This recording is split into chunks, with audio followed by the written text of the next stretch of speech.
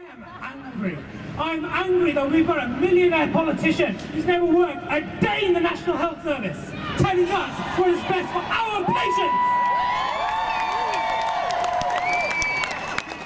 I am angry that research is misquoted by Jeremy Hunt, because I say, Jeremy Hunt, if you don't know how to read a paper, you should not be quoting a paper. Now, Jeremy Hunt says that the BMA doesn't speak for us. He says that we don't have a voice. So today, there are thousands of us here today, and I'm going to ask you some very basic questions. And today, if you're going to answer with all your might, today's the day to do it. Is it right that our patients will come to harm because already exhausted doctors will be working even longer hours? Is it right that women and researchers will be financially penalised by the removal of annual pay progression? Is it right that any single doctor should take a penny less for coming to work to save lives? Is it right that 9 PM on Saturday is no longer antisocial hours, but is classed as 9 AM on a Tuesday and paid the same? I would ask if Jeremy Hunt heard that, but guess what, guys? It's Saturday afternoon, the Department of Health is shut, and Jeremy Hunt is not at his desk!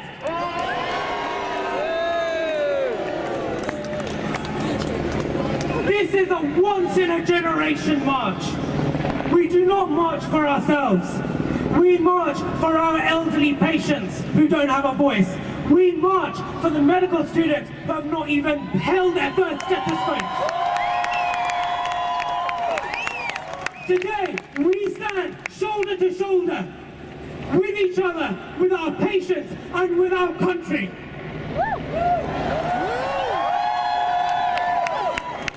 Why is it that MPs get an 11% pay rise, but our porters, our nurses, our paramedics, our radiographers don't get anything? Is this right?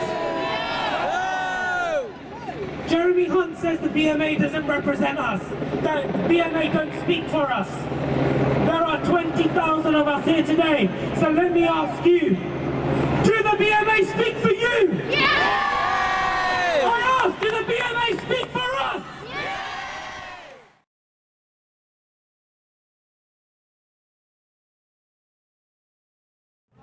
The protest, in the simplest terms, are about a new contract that is coming through for junior doctors. I myself am a junior doctor. I've been qualified for 6 years, but this includes 53,000 strong in the UK. Essentially, this contract is being imposed by the government with very little negotiation, and what it essentially spells out is an unsafe, unfair contract for both doctors and patients. There are 23 bullet points in this contract, but to try to simplify it, it comes down to about 3 or 4 big key points, of which one is about pay, certainly, but the one that doctors are shouting about loudest is patient safety. The contract is removing our safeguards as doctors of what we consider safe hours. So about 10-15 years ago, you had doctors working 100-hour weeks consistently, and it was deemed unsafe and poor practice and essentially poor for patients. The government then instilled a new contract that penalised trusts for overworking their doctors, and in fact this led to better patient outcomes. The contract now being revised and being imposed upon us is removing these safeguards and essentially saying what a regular working hour, a regular week should be 72 hours, but at maximum, but there are no safeguards. So doctors will be working longer than 72 hours with no penalty to the trusts. As things stand currently, we get paid a standard rate between 7 AM and 7 PM, Monday to Friday, and then evenings or night shifts and weekends where you get paid a premium. That doesn't necessarily mean that doctors aren't there on the weekend. Doctors are there on the weekend. What you are saying by paying an extra monetary sum is that you are valued. Your family time, your social life is valued, and we'll pay a little bit extra so that you don't spend time with your family, you don't spend time with your friends or your loved ones. And that's essentially what was happening. Junior doctors do work a 24-hour, 7-day-a-week service, and that needs to be clarified and rectified, because the Health Secretary, Jeremy Hunt, has gone on record to say that the NHS is not 24/7, which has disastrous implications. The reality is that if you become unwell at any time, any place, and you rock up to A&E, you will be treated by a junior doctor who is there for you 24/7. The doctor workforce, and in fact the NHS workforce, are furious, and they will show it today, because our health minister is lying to the public, and in doing so he's also telling the public that we are lying. As a profession, we are lying to the public ourselves. So in a battle of wits, I'd just like to clarify a couple of just very key points. The health minister states that he wants to provide a 7-day NHS. Let me please clarify that the NHS is 24/7, and if at any point you become unwell, you will be met by a host of highly trained, highly expert doctors to look after you. What's happened with this rhetoric that the health minister has put out is that we're now seeing case reports, which we can't actually quantify at this point, of people who are delaying their presentation to the NHS because they're worried that they won't get safe care. They're worried there aren't doctors in at the weekend. The saddest case report is that of someone who had cancer in their bone, and by the time they presented, were paralyzed, and we were unable to rectify that.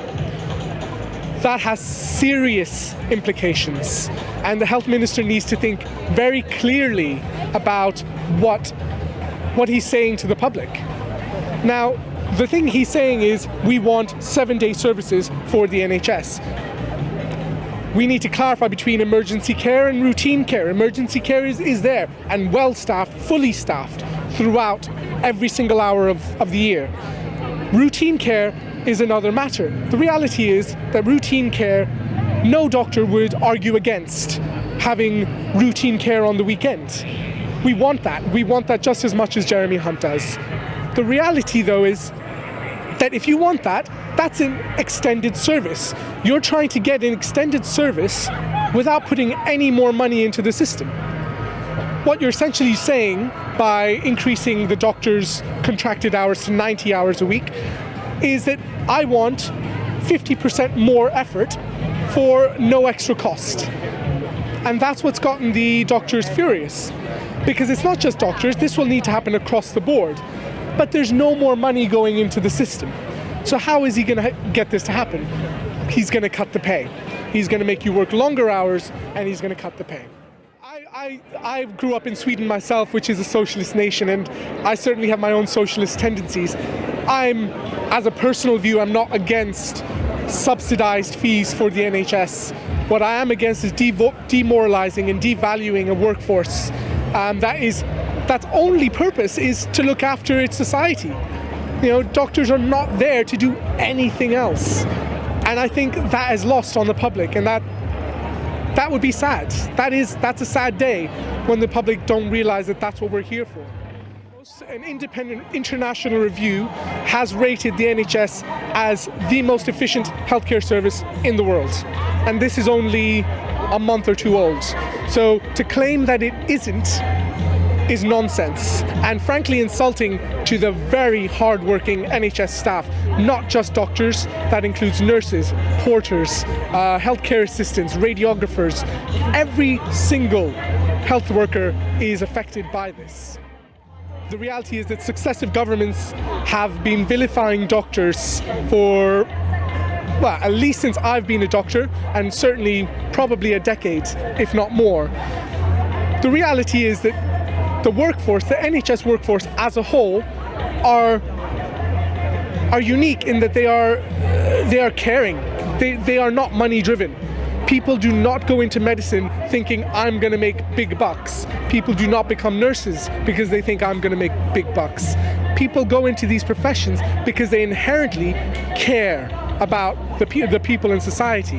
And that's the problem. When that's lost among society, it becomes hugely demoralizing to the workforce. People go out of their way to make sure the NHS works at the moment. The NHS is short-staffed as we speak. But doctors, nurses, healthcare assistants, they put in extra hours.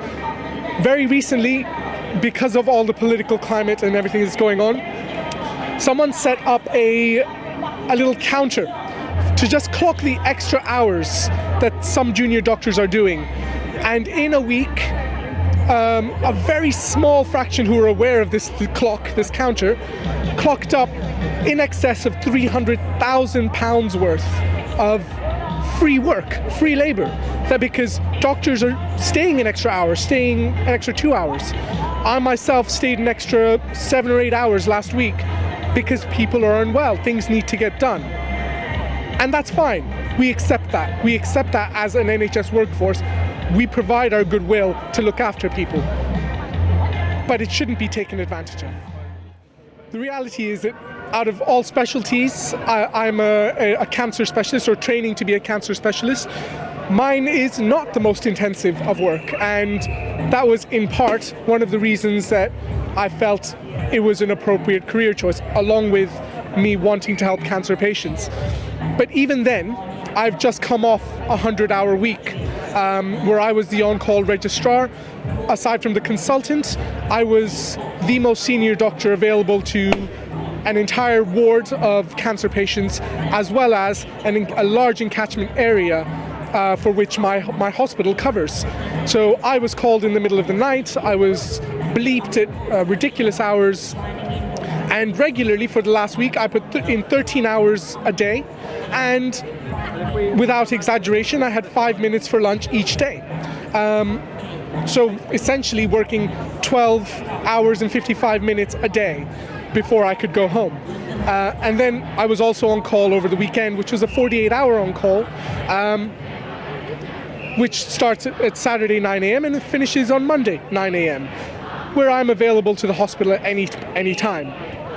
The reality is that I've done the shift, and it may sound reasonably difficult, but there are specialties that do much worse than that. They work harder than that, and are available much more of the time.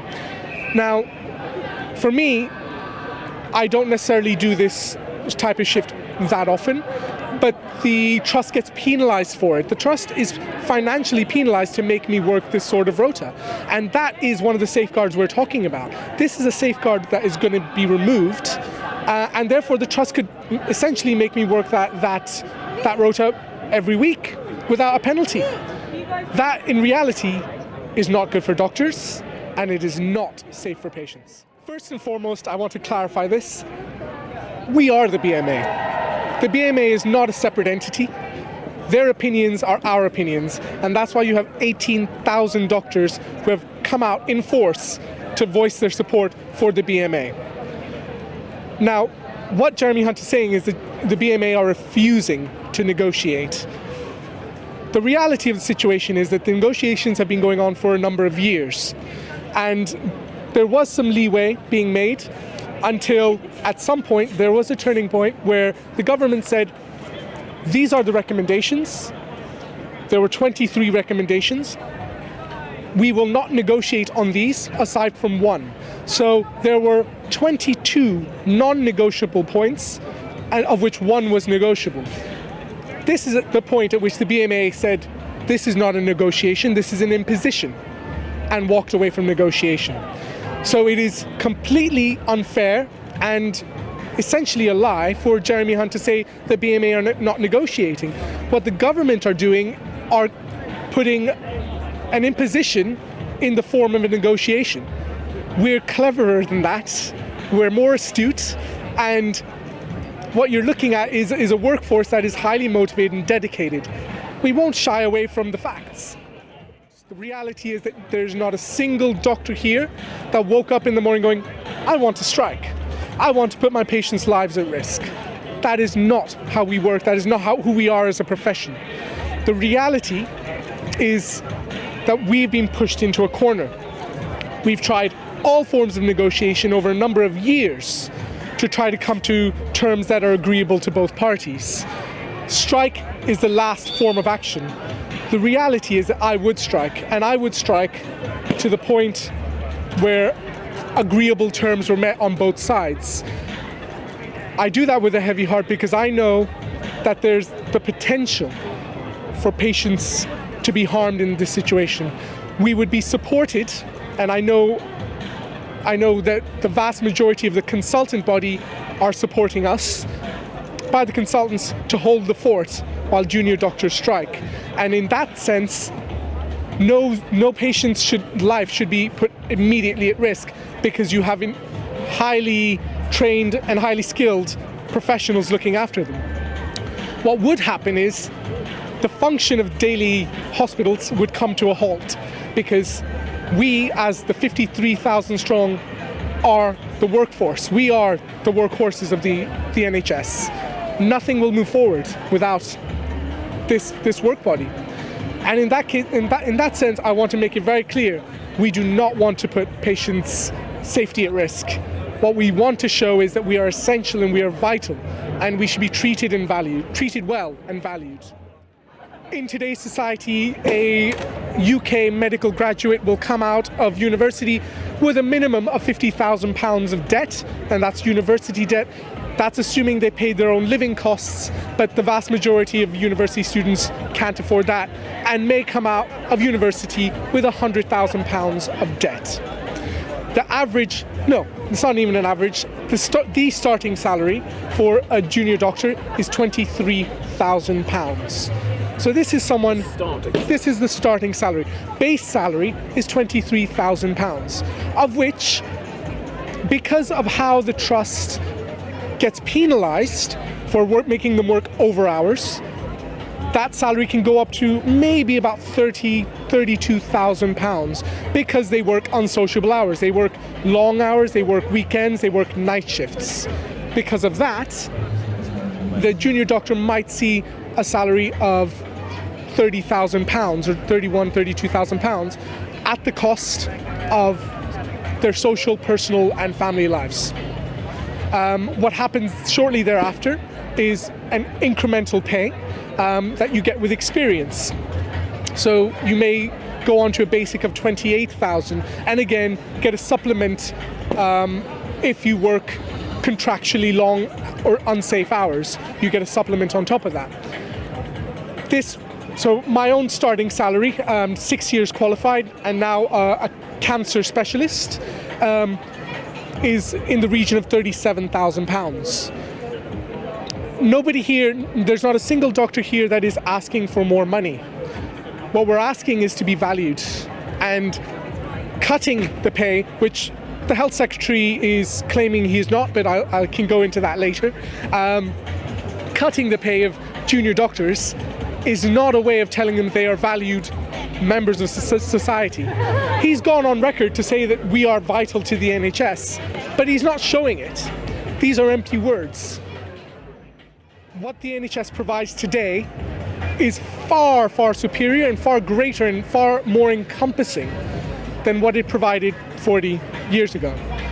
The reality is that we have an aging population, we have increasing obesity, increasing alcohol-related disease, increasing smoking-related diseases. We have a population that, unfortunately, instead of becoming healthier, are becoming more unwell. And the NHS is struggling to cope with this, there's no doubt about that. But the solution is not cutting the funds to the NHS. The solution is not demoralising the workforce, telling them that they're not doing a good job. The reality is that doctors work far above their contracted hours because they believe that at the point of care, everyone deserves free healthcare. It doesn't matter what background you come from, doesn't matter how much money you make, you deserve to have healthcare. And if you're demoralising that workforce, say, you're reducing that goodwill, because that's what the NHS runs on now. You can talk about money all you want, but the reality is, if people only worked the contracted hours and what they were actually paid to do, the NHS would have collapsed a decade ago, 2 decades ago.